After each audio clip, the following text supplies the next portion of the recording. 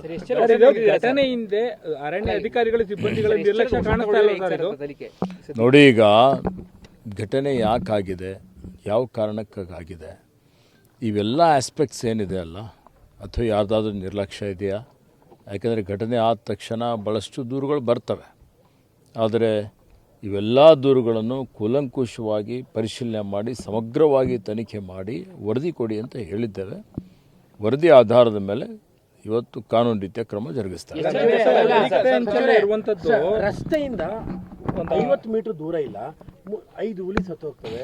Forest department ಗೊತ್ತಾಗದೆ 3 ದಿನ ಆದ್ಮೇಲೆ ಅನ್ನೋದಾದ್ರೆ ಬೇಜವಾಬ್ದಾರಿತನ ಅಲ್ವಾ ನಿಮ್ಮ ಡಿಪಾರ್ಟ್ಮೆಂಟ್? ನೋಡಿ, ನಾನು ಈಗಾಗಲೇ ಹೇಳಿದ್ದೇನೆ, ಯಾರು ಈ ವಿಷಯದಲ್ಲಿ ನಿರ್ಲಕ್ಷ್ಯ ಮಾಡಿದ್ದಾರೆ, ಬೇಜವಾಬ್ದಾರಿ ಮಾಡಿದ್ದಾರೆ, ಯಾರ್ದು ಜವಾಬ್ದಾರಿ ಇತ್ತು, ಇವೆಲ್ಲ ವಿಷಯಗಳು ತನಿಖೆಯಲ್ಲಿ ಬರ್ತದೆ. ಈಗಲೇ ನಾನು ಹೀಗೆ ಹಾಗೆ ಅಂತೇಳಿ ಕಮೆಂಟ್, ನಾನು ಅದಕ್ಕೆ ಹೇಳ್ದೆ. ನಾನು ಒಂದು ನೋಡಿ ನೀವು ಸ್ವಲ್ಪ ತಾಳ್ಮೆಯಿಂದ ಇರಬೇಕು. ಕೇಳಿ ನಾನು ಈಗಾಗಲೇ ಹೇಳಿದ್ದೇನೆ. ನೋಡಿ, ನಾವೇನು ಟರ್ಮ್ಸ್ ಆಫ್ ರೆಫರೆನ್ಸ್ ಕೊಟ್ಟಿದ್ದೇವೆ, ಉನ್ನತ ಮಟ್ಟದ ಒಂದು ಸಮಿತಿಯನ್ನು ರಚನೆ ಮಾಡಿದ್ದೇವೆ ತನಿಖೆ ಮಾಡಲಿಕ್ಕೆ, ಇವೆಲ್ಲ ವಿಷಯಗಳು ಅದರಲ್ಲಿ ಸೇರಿಸಿದ್ದೇವೆ. ಕೇಳ್ರಿ, ಅದಕ್ಕೆ ಹೇಳ್ತಾ ಇದ್ದೇನೆ. ತಾವು ತನಿಖಾ ಸಮಿತಿಯನ್ನ ಮಾಡಿದೀರಾ, ಆ ತನಿಖಾ ಸಮಿತಿ ಅರ್ಧದಷ್ಟು ಜನ ಈಗ ಸ್ಥಳಕ್ಕೆ ಬರೋದಿಲ್ಲ, ಅವ್ರು ಇನ್ನೂ ಇಲ್ಲಿ ಬಂದಿಲ್ಲ, ಕೆಲವು ರಜಾ ಹಾಕಿ ಹೋಗ್ತಾರೆ, ಗಂಭೀರವಾಗಿ ನೋಡಿ ಇದನ್ನು ಅತ್ಯಂತ ಗಂಭೀರತೆಯಿಂದ ನಾವು ಪರಿಗಣನೆ ಮಾಡಿದ್ದೇವೆ. ಈಗಾಗಲೇ ಕೆಲವೊಂದು ಅಧಿಕಾರಿಗಳು ಬಂದಿದ್ದಾರೆ, FSL ರಿಪೋರ್ಟ್ಗೆ ಕಳಿಸಿದ್ದಾರೆ. 3 ದಿವಸದಲ್ಲಿ 4 ದಿವಸದಲ್ಲಿ FSL ರಿಪೋರ್ಟ್ ಬರ್ತದೆ. ಪೊಲೀಸರು ಈಗಾಗಲೇ ತನಿಖೆ ಪ್ರಾರಂಭ ಮಾಡಿದ್ದಾರೆ.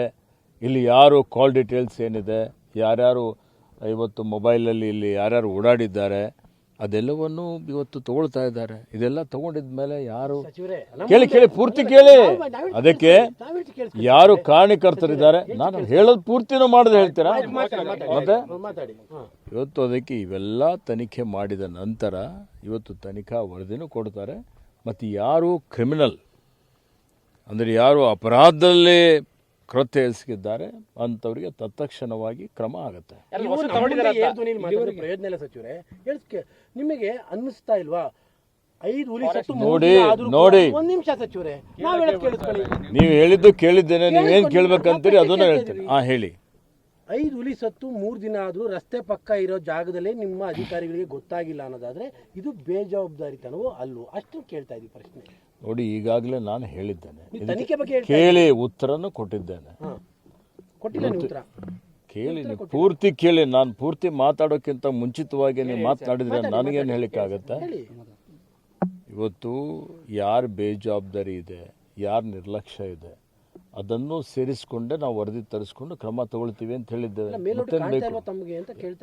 ನೋಡಿ, ಒಂದು ಸರ್ಕಾರದ ಒಂದು ಭಾಗವಾಗಿ ಒಬ್ಬ ಸಚಿವನಾಗಿ ಇವತ್ತು ಪ್ರತಿಯೊಂದಕ್ಕೆ ನಾನು ವರದಿ ತರಿಸ್ಕೊಳ್ಬೇಕಾಗ್ತದೆ. ಅದಕ್ಕೆ ಆದಷ್ಟು ಶೀಘ್ರದಲ್ಲಿ ಈ ವಿಷಯದಲ್ಲೂ ವರದಿ ತರಿಸ್ಕೊಂಡು ಕ್ರಮ ಜರುಗಿಸ್ತಾರೆ. ರಾಷ್ಟ್ರೀಯ ಮಟ್ಟದಲ್ಲಿ ಚರ್ಚೆ ಆಗ್ತಾ ಇರುವಂತದ್ದು ರಾಜ್ಯಕ್ಕೆ ಒಂದು ಕಪ್ಪು ಚುಕ್ಕಿ ಅಂತ ಹೇಳಿ, ನಾವು 2ನೇ ಸ್ಥಾನದಲ್ಲಿದ್ದೇವೆ, ಎಲ್ಲವೂ ಸರಿ. ಆದ್ರೆ 5 ಹುಲಿಗಳು ಒಂದಲ್ಲ ಎರಡಲ್ಲ ಈ ರೀತಿ ಸಾವನ್ನಪ್ಪಿರುವಂತದ್ದು ರಾಜ್ಯಕ್ಕೆ ಕಪ್ಪು ಚುಕ್ಕಿ ಅಂತ ಅನ್ಸಲ್ವಾ ಅಂತ? ನೋಡಿ, ಇದೊಂದು ಘೋರ ದುರಂತ ಈಗಾಗಲೇ ಹೇಳಿದ್ದೇನೆ.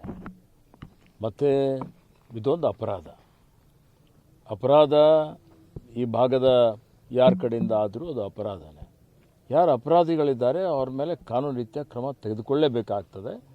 ಈಗೇನು ನಾವು ಸಂರಕ್ಷಣೆ ಮಾಡ್ತಾ ಇದ್ದೀವಿ ಅದು ಇನ್ನೂ ಹೆಚ್ಚಿನ ರೀತಿಯಲ್ಲಿ ಗಸ್ತು ಮಾಡುವಂಥದ್ದು, ವಿಜಿಲೆನ್ಸ್ಗೆ ಹೆಚ್ಚಿನ ಒಂದು ಆದ್ಯತೆ ಕೊಡುವಂಥದ್ದು, ಮತ್ತು ಆಧುನಿಕ ಏನು ತಂತ್ರಜ್ಞಾನ ಬಳಸಿಕೊಂಡು ಡ್ರೋನ್ ಮುಖಾಂತರ ಆಗಲಿ ಅವೆಲ್ಲದ ರೀತಿಯಲ್ಲಿ ಇಂಥದ್ದು ಮರುಕಳಿಸಿದಂತೆ ನೋಡಿಕೊಳ್ಳುವಂಥದ್ದು, ಮತ್ತು ಯಾರು ಮಾಡಿದ್ದಾರೆ ಅವರಿಗೆ ಶಿಕ್ಷೆ ಕೊಡುವಂಥ ಕೆಲಸ ಮಾಡಿ ಇದಕ್ಕೆ ತಾರ್ಕಿಕ ಹಂತಕ್ಕೆ ತೆಗೆದುಕೊಂಡು ಹೋಗುವಂಥ ಜವಾಬ್ದಾರಿ ಇಲಾಖೆದಿದೆ. ಆ ಇಲಾಖೆ ಮಾಡ್ತದೆ ಅನ್ನುವಂಥ ಮಾತನ್ನು ಹೇಳಿಕೆ ಬಯಸ್ತೇನೆ.